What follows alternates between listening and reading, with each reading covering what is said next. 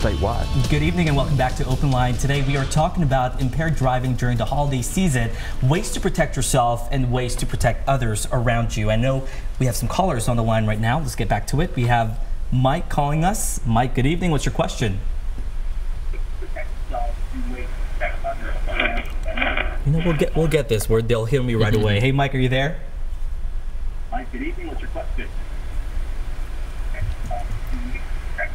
All right, we'll get back to Mike. Let's go to Joe. Hey, Joe, are you there?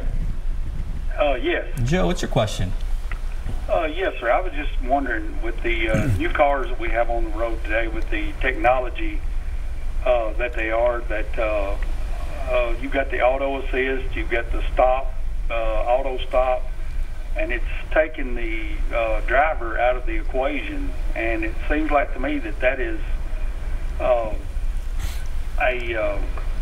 impairment in itself. Have you got any ideas on that? I would venture to say, I heard a collective. Yeah. I would say the auto stopping, if you're approaching a car that you're obviously not paying attention to, that is in front of you and stopped, that is a great technology. Anything that can help you prevent being involved in a crash is great. But it does not take away from you as a driver, I don't believe. I think it only assists you and aids in your deficiencies where you maybe were not paying attention, or where you're driving distracted or driving fatigued and might have dozed off. The lane assist, if you venture too close to the center line or to the fog line, it will give you a little alert via either audible or light or some type of manual, like a vibration in your seat. Those are all great tools to help you become more alert as a driver. So again, we just really stress that you pay attention as you're driving and allow those technologies to help assist you, and get your instrument panel, your air conditioner, your GPS, your satellite radio, get all of that set, have all that preset before you start to drive. So that, and eliminate those distractions, because yes, new cars are very technical, from the setting the thermostat to changing the radio station. All right, well, speaking of getting those things set, winter weather is obviously a big issue for people out on the roads. It's to prepare your vehicles. What are the winter weather tips that people should know? It's probably self-explanatory, but it's a good reminder. Well, obviously, don't jump in here. You know, I worked the road for several years as a road trooper and road sergeant before taking the role as a public information officer, and I've seen a lot of drivers who were simply not prepared for the weather conditions that they were experiencing. You simply do not wear shorts and flip-flops in winter weather. But it doesn't stop people. But it does not stop people. We all have that mindset, again, that it's not going to be us that an incident is going to be affecting. Well, if you run out of gas, or your vehicle malfunctions because of the cold, and you're now stranded on the side of the roadway and you got to walk some distance, or you got to wait for help to arrive, if you're not prepared with blankets, batteries, hand warmers that you can buy at any sporting goods store, water, non-perishable food items that you can open and have to sustain yourself and keep you from going into some type of medical shock or medical condition until help can arrive, because obviously not every situation is on the side of the roadway. You could lose control, crash your vehicle off the side of the roadway. You could be somewhere that is not visible to other motorists, so you may have some type of injury that prevents you from getting out to where help can come to you or see you. So we really want to stress that, first of all, stock your vehicle with proper items that can sustain you. Blankets, hand warmers, again, water, non-perishable food items. Make sure also, on the flip side of that, that your car is ready. Good, safe tires that's going to have enough traction to get you through the rain, the slush, the sleet, or the snow and ice. Make sure your windshield wipers are in good working order. If they're skipping, then they need to be replaced. Make sure you put windshield washer fluid in your windshield washer reserve, not water in that, because that will freeze. That way you can keep your windshield clear. Make sure your lights are all functioning. Brake lights, tail lights, turn signals. Again, a little bit of preparation on your part can really help you in preventing a serious crisis or incident. And you also, go ahead.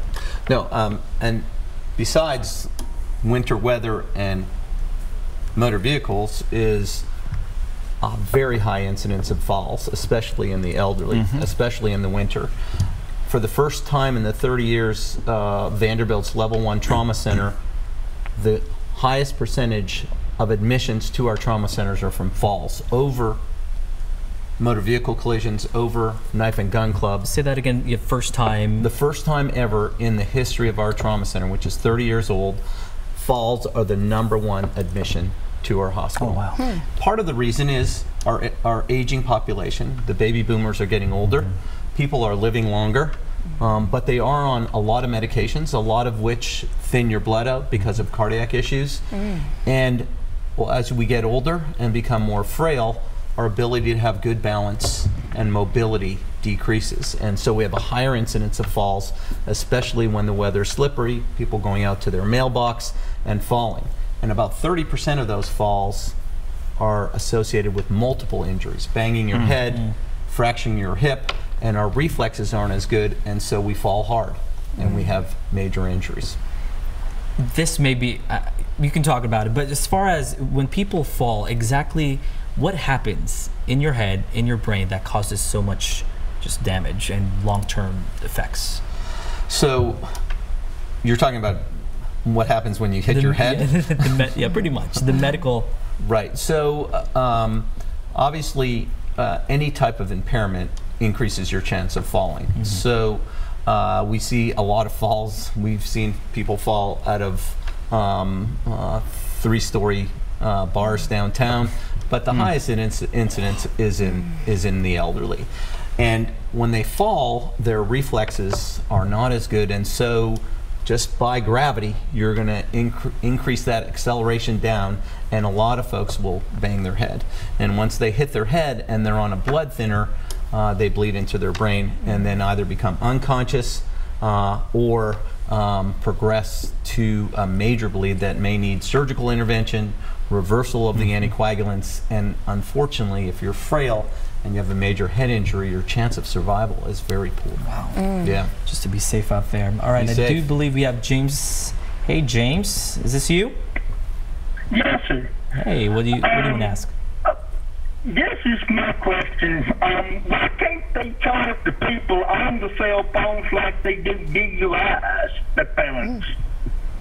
If they're talking, if they're texting on the phones and stuff, taking people's lives while they're not paying attention, why can't they charge them like a DUI felon? Well, actually, we do. If you are driving and talking on your cell phone, texting on your cell phone, and you're doing anything in your vehicle with that phone that causes you to be distracted while driving, and you cause a crash and someone is injured or killed, then yes, we can work, and we do work with the local district attorneys of each community in the state of Tennessee to make sure that we secure a search warrant for your phone records. We can look at that phone, look at the records, and see what you was doing at the time of that crash.